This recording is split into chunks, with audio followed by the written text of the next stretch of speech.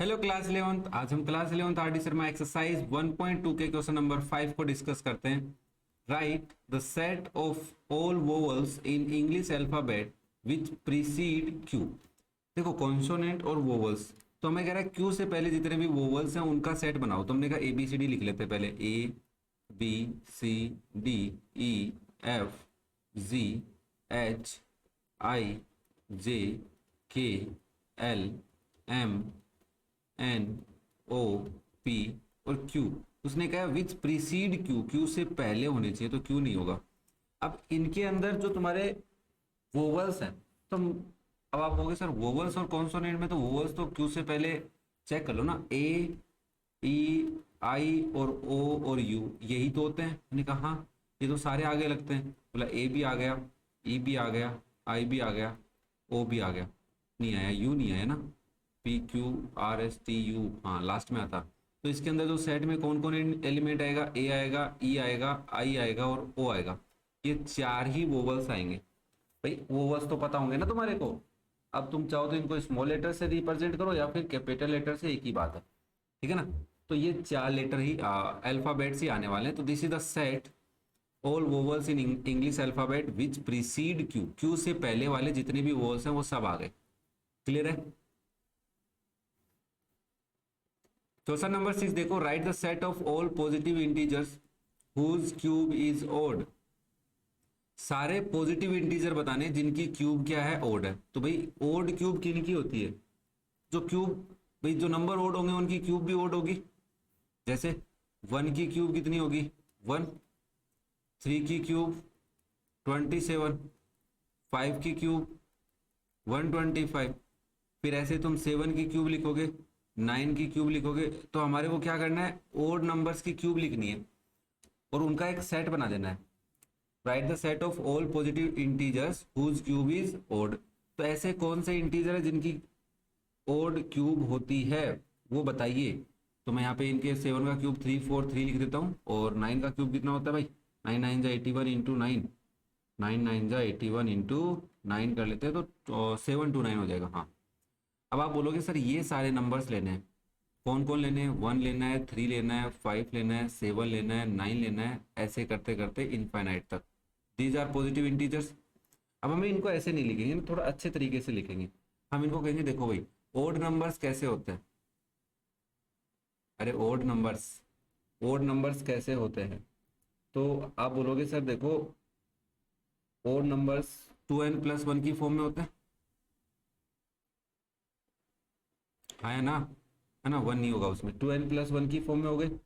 और तो such that जो n है वो कहाँ से बिलोंग करेगा, इंटीजर से करा देते हैं, क्योंकि पॉजिटिव इंटीजर बोला है, नेगेटिव भी करा सकते थे, बट पॉजिटिव इंटीजर बोला है n बिलोंग्स टू z।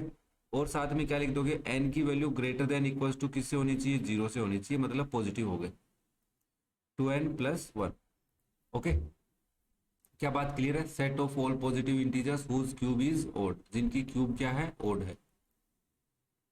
भाई 127, 125, 343 सब वैसे ही नंबर है क्या, हाँ सर ठीक है। अब इसमें देखो n की वैल्यू 0 बोली है यहाँ पे, तो इसका मतलब तुम 0 रखोगे तो 1 भी इंक्लूड हो जाएगा, तो घबराने की जरूरत नहीं है। कभी तुम सोचो सर डायरेक्ट 1 रखूंगा, इसलिए मैंने n की value greater than equals to 0 रखी है। क्लियर है क्या सबको। तो ये सेट तुम्हारा बन गया है। नेक्स्ट देखिए question number 7, right the set in the set builder form. देखो ये कौन सी फॉर्म है, टेबुलर फॉर्म हमें गिवन है, हमें इसको सेट बिल्डर फॉर्म में लिखना है। अभी तक जो क्वेश्चन नंबर 6 की मैं बात करूं तो ये सेट बिल्डर फॉर्म गिवन थी, ठीक है ना।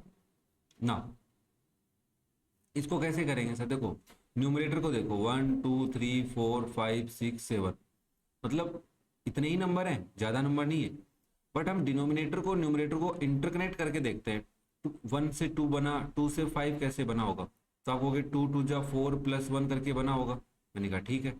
3 से 10 कैसे बना, तो तुमने कहा 3 3 जा 9 +1 करके बना होगा।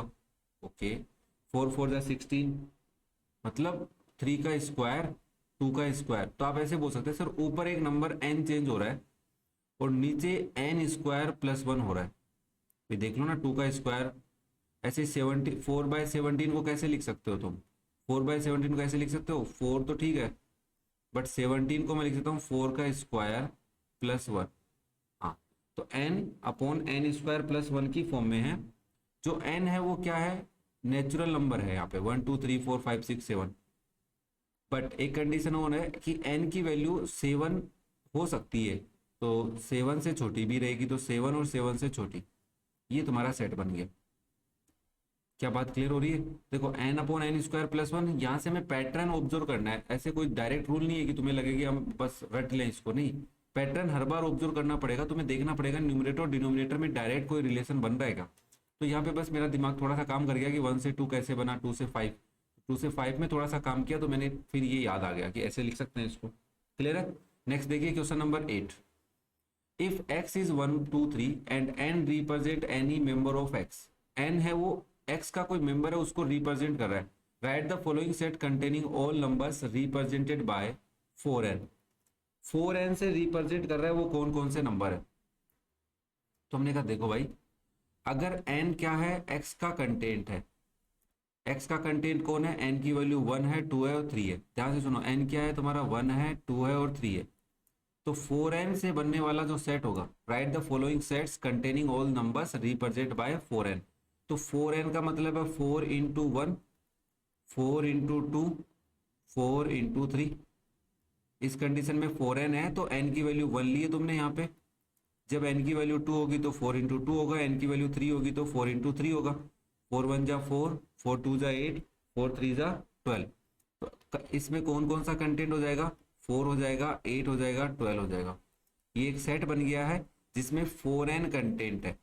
ऐसे ही n+6 का कंटेंट अगर मैं देखूं तो n की वैल्यू क्या है, 1 है, तो n+6 कितना हो जाएगा, 1+6 7 हो जाएगा।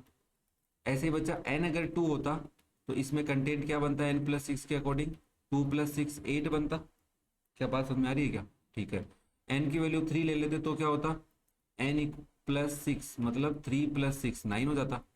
अब मैं 4 रख सकता हूँ क्या, नहीं, क्योंकि x के अंदर 4 है ही नहीं, मतलब n की वैल्यू 4 है ही नहीं। तो यहाँ पे सेट में कौन कौन होगा, 7 होगा, 8 होगा और 9 होगा। क्या थोड़ी थोड़ी बात समझ में आ रही है? चलो नेक्स्ट पार्ट देखो इसका। x है, n रिप्रेजेंट x का एलिमेंट, तो यहाँ पे n की वैल्यू 1 रखो सबसे पहले, तो तुम्हारा होगा 1, n/2 कितना हो जाएगा, 1/2। फिर तुम n की वैल्यू 2 रख सकते हो, तो आप लिखोगे n/2 that is 2/2, it is 1। अरे वाह, 1 बन गया। फिर n की वैल्यू 3 लोगे तो क्या लिखोगे, n/2 = 3/2। तो सेट में कौन कौन होगा, 1/2 होगा, 1 होगा और 3/2 होगा। क्लियर हो रही है बात? ऐसे यहाँ पे देखो, n की वैल्यू क्या ले सकते हो, 1 ले सकते हो क्योंकि x के अंदर है सर। तो यहाँ से ये हो जाएगा 1 - 1 दैट इज 0। फिर n की वैल्यू 2 लोगे तो क्या हो जाएगा, 2 - 1 इज 1।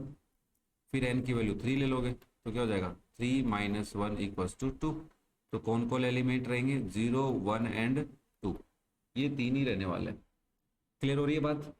अब जो नेक्स्ट क्वेश्चन बचे वो नेक्स्ट वीडियो में करते हैं, तब तक इन क्वेश्चंस को देखो, मजे लो, समझो। अगर कोई डाउट हो जाए तो कमेंट करके जरूर बताना मुझे, और वीडियो पसंद आए तो लाइक कर लो यार। इस चैनल के ऊपर तुम्हारे को कंप्लीट RD शर्मा का सॉल्यूशन मिल गया है, डिस्क्रिप्शन में लिंक है, वहां से आप चेक कर सकते हो। सब्सक्राइब जरूर कर लेना चैनल को, ताकि वीडियो कोई नया वीडियो आए तो तुम्हारे को नोटिफिकेशन मिल जाए। और अपने दोस्तों के साथ शेयर करना मत भूलना रे बाबा। Okay, thank you.